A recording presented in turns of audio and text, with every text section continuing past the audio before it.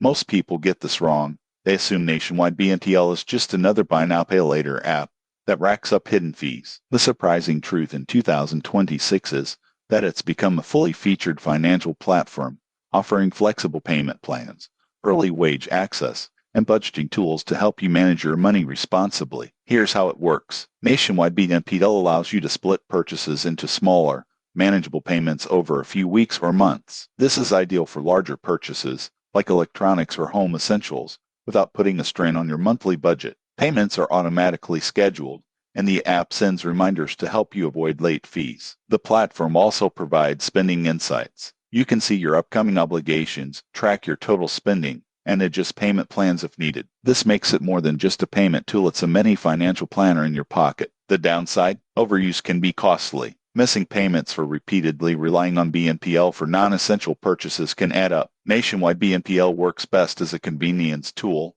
not a replacement for careful budgeting. Tips for responsible use. 1. Only use BNPL for essential or planned purchases. 2.